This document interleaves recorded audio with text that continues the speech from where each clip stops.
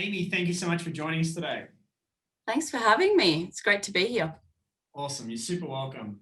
So now, Amy, you've done our speaker training and it's really transformed you personally, which I think it does for everyone, and professionally, and it's given you new skills. But let's start with the personal side. How has speaker training helped you as a person step into more of your own leadership, into your own power? It's one of the things we've been talking about on the broadcast. How has that served you? Yeah, that's actually a really cool question. So for me, prior to being on this journey of discovering who I am and uncovering the secrets, I guess you could say, to getting on stage and bringing all of me and really being seen and being heard and seeing the audience as well and understanding what they need. Prior to that, I was really in my own head a lot. So prior to all of the trainings that I've undertaken, and specifically the speaker training, I noticed the first time that I got on stage prior to doing all of these trainings versus now, I was just so in my head. I wasn't present, and you could really tell that from the recordings from my very early days, as opposed to now where it's just this process of knowing how to be before going on stage, knowing how to be on stage. And when I say stage, it doesn't need to be a physical stage. We know this now, like with everything that happened with COVID, our stage could be anything. It could be what we're doing right now. So it's really how I'm showing up for my audience is completely different to how I was prior to doing the trainings. Which is a massive thing, because as humans, it's so easy for us to get in our head, to overthink things, to analyze, to worry, to try and prevent ourselves from making mistakes. And when we're in that space, we can never really be great trainers because we can't connect with anyone, right? But it's the same in life. Like, it's harder to connect with people in life. Has it shifted your just relationships in general? Have you noticed that as a result of being able to do it on stage, that now you're more present just in life? Definitely. That's a really cool saying. You may have heard this one before, but how we do the small things is how we do everything. And so, and this is no small thing. So I just want to say this training is no small thing. It's for the brave, it's for the courageous, it's for people that are prepared to get out there and get in the arena and spread their message, whatever that is. So by no means is this a small thing, but how we do one thing is how we do everything generally, as a general rule of thumb. And so my relationships with people have definitely improved as a result of doing these trainings. It's wonderful. Now, what inspired you to want to become a speaker yourself? I always love asking people this question because I think that we all have a moment where we saw someone, or we were okay, that's what I'm going to do. Because I think most of the world think about it as if it's the last thing they would want to do is get up on stage and, like my friend asked me recently if I could MC this wedding, and I said, oh my God, yes. That's just like, bring it on. This is joy, because I know how to do it, right? But at some point in my life, I would have been like, are you kidding me? Yes. Get me away from that microphone. Back away slowly. Let me be at the back of the room. I don't want to talk, right? So what was it for you? How did you get inspired to be a speaker? Well, I was actually thinking the other day, my dad, when I was growing up, was a radio announcer. So he used to be on our local radio station all the time. And I got to go into the radio station and watch him speak and watch him do his thing.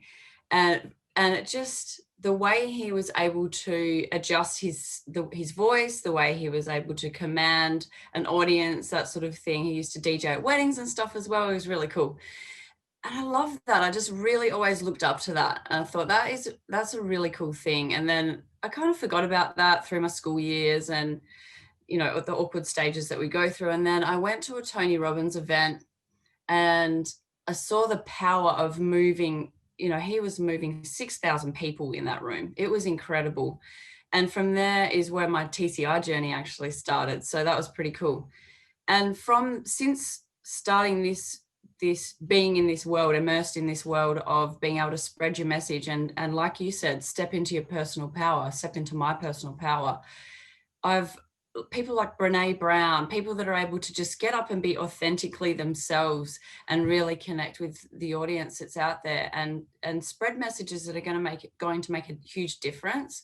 That to me has just spoken volumes. So Renee Brown is definitely one of the people that I seriously look up to, and I love the way that she's authentically herself.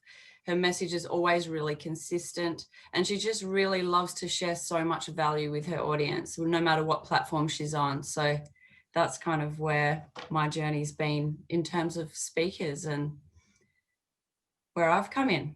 And I really want to start my own podcast as well. So I guess I kind of have done a full circle back to that little girl that was in awe of her dad who was behind a mic. So yeah, it's cool. Thank you for sharing that. It's a really beautiful story. I didn't know that about you. I think that's just awesome that you were looking up to your dad like that. And, you know, it's like it disappeared and then it was always there though. And then it's come back. And now you're doing your own thing and you're doing your own speaking, which is awesome. How are you using this inside your business? So for people watching, Amy is a coach and runs her own coaching business. How do you use the speaking skills within your business? And how have they made your business better as a result of having them? So for me, I do group facilitation, so group workshops, and the speaking skills that I've gained and grown since I've been on this speaking journey and been doing the course have really helped me, like I've already mentioned a couple of times, to just connect in even further with people that I'm engaging with. So it's helped me to be a lot more clear with my message of what it is that I want to say and get rid of all the rest and just be able to really serve on a much better and clearer and easier level. It's just much simpler as a result of doing the training. Like I was overcomplicating things crazily before doing the speaker training.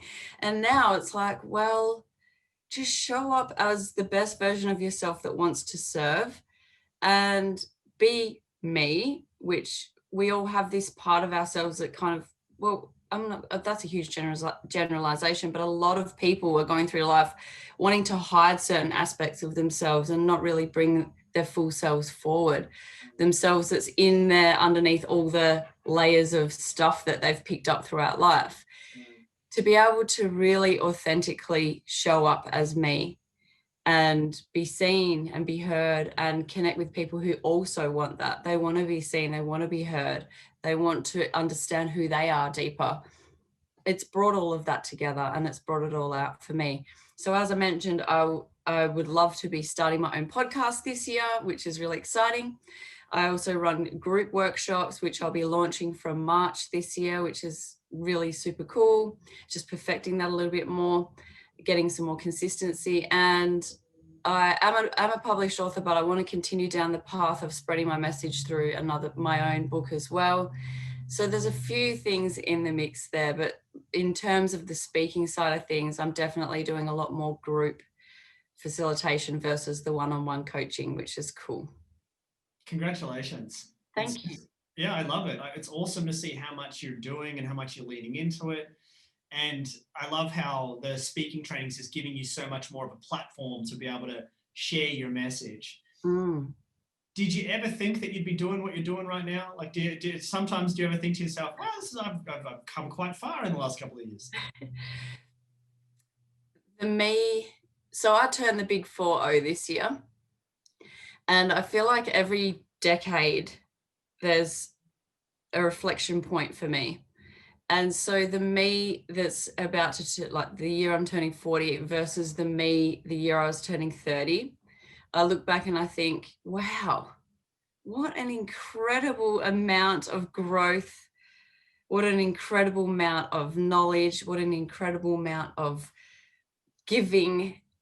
It's the full circle. So I believe that yes, knowledge is power, but what's the point of having all this knowledge if we're not going to share it with others? So for me to look back at the year I was turning 30 and who I was back then versus who I am now, it's been an incredible amount of growth, and I'm super proud of how far I've come.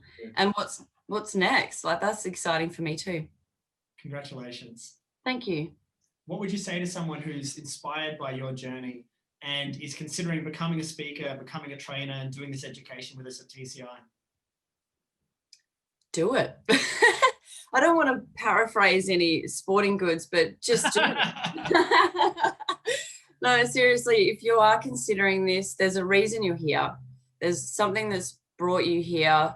There's a whisper inside, to quote one of our great mentors.